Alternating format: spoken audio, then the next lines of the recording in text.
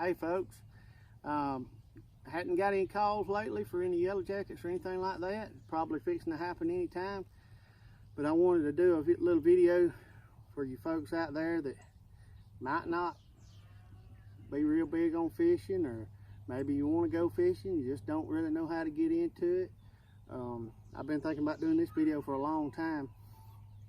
I grew up fishing with just a cane pole, and that's still one of my favorite things to do, is just fish with a good old cane pole. Went the other weekend, took this little old 10-11 foot cane pole right there.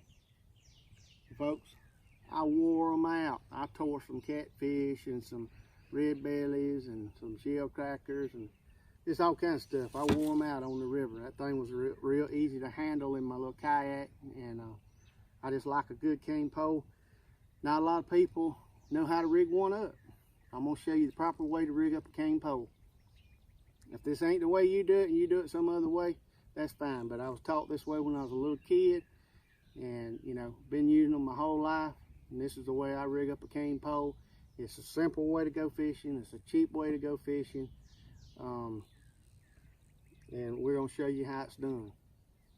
Look right here, this is all you got to have. If you want to go brown fishing or catfishing or anything like that, down here in South Alabama, this is my go-to rig.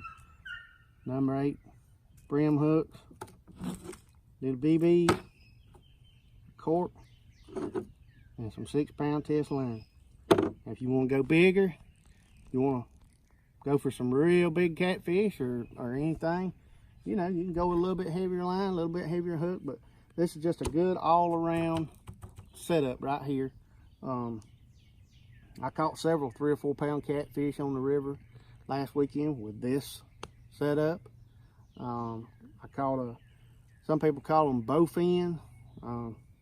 They're about like an old dinosaur is what they are. I caught one of them about 6 or 7 pounds on the river with that little bitty cane pole, these little bitty hooks, and that small line. As long as you don't try to airmail him and snatch his head off, play him. Get the fun out of him. Play him. You can catch some big fish on that right there.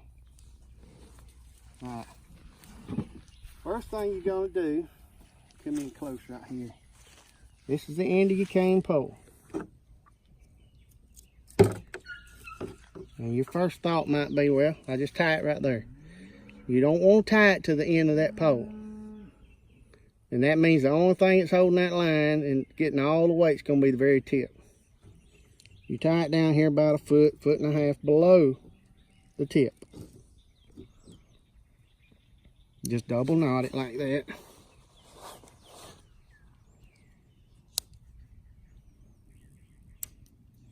Trim off that excess. Leave a knife right there. And look here. This is important.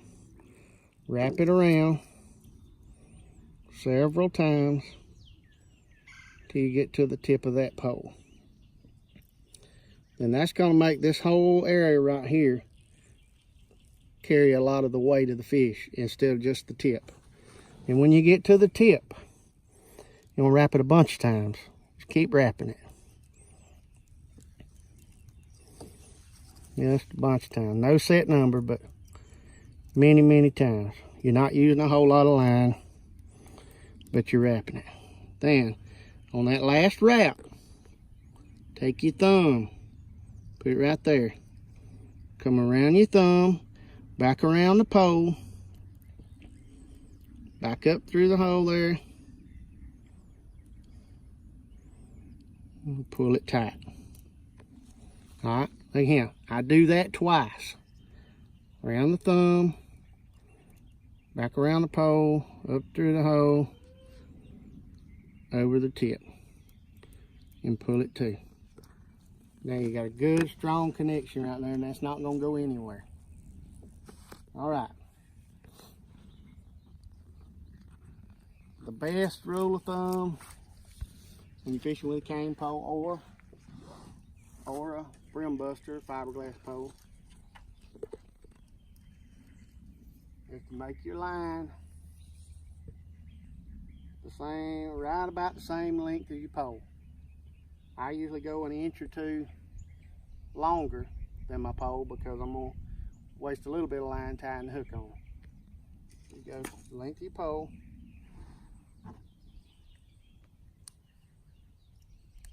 Cut it off.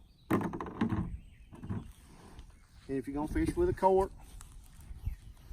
which most of the time you're gonna be fishing with a cork, but sometimes you will tight line. I tight line sometimes on the river. If you're gonna tight line, you're just gonna put your slip lid on this line, and then you'll take one of these BBs and come down there and pinch it on the line where the slip shot won't go but down to that BB, and then you put your hook on.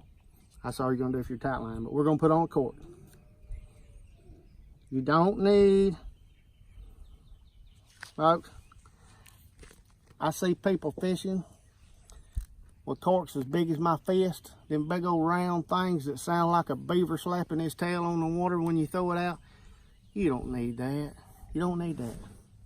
Not especially when you're fishing with a pole. Hey, the less racket that thing makes when it hits the water, the less you're gonna spook the fish. You slide your cork up there. Get your hook out. I'm just gonna show you a simple knot that'll catch just about anything you want to catch. About like thread in the eye of a needle. All right, look at there. There's your hook. 1, 2. 2 simple little twists. Pull it 2. Like here. Maybe give it a little spit right there. Make it slick. And you just take your tag in right there.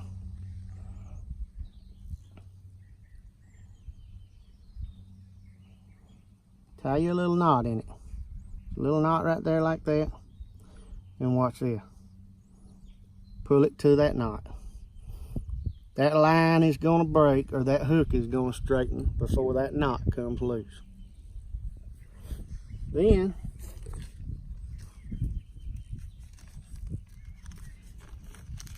all you got to do, take your little BB. You can get it out of there. They're harder to get out than anything. Alright. Don't put it right down on your hook. Go about 3 or 4 inches above your hook. Again.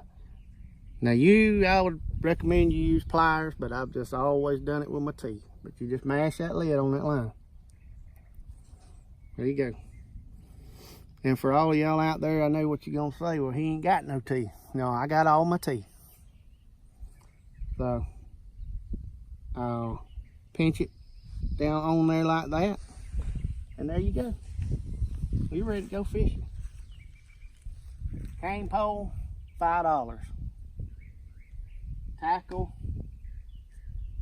and a box of worms or a few crickets, maybe $10. So $15 or $20 you can go fishing, and that tackle might last you 2 or 3 trips. But then look here, when you get ready to put it up, roll it up, just like this. Roll it up. And this is another reason why you want your line about the same length of your pole. Keep bringing it down like that. Check it. And when you get it rolled up good, get it rolled up tight.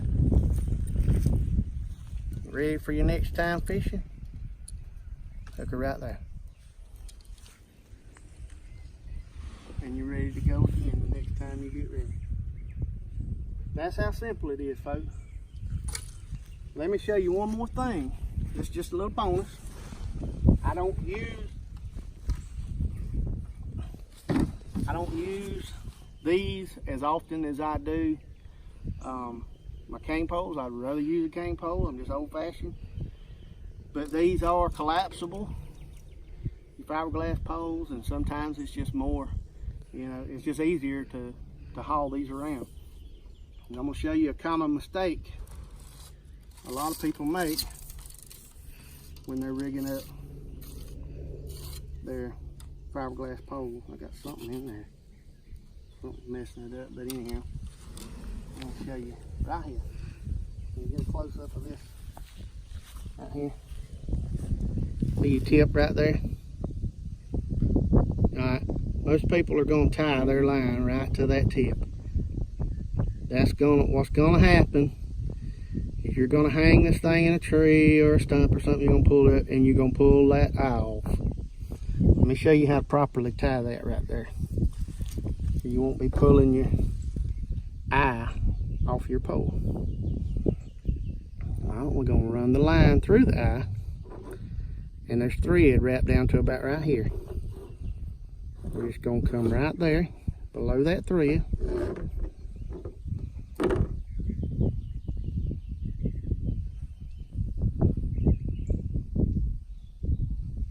We're going to double knot it.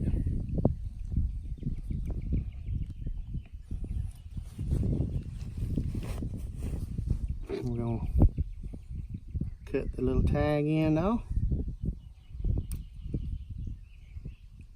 And that right there will take all the pressure off of that little eye. That little eye is just a guide there now. So you're not going to pull that out as easily as if you tied it right to that eye. So tie it down here below this thread and run it through the eye. And then rig it just the same way as we rigged the cane pole. Well, there you have it. That's how to rig a cane pole for fishing. Get out and take your youngins fishing. You know, you may not like it, but they might like it. Take them out fishing. It's something that you can do. It's cheap, easy, and you know, most places, there's someplace, most towns and states and all, someplace pretty close to you, you can go fishing. Thank you for watching.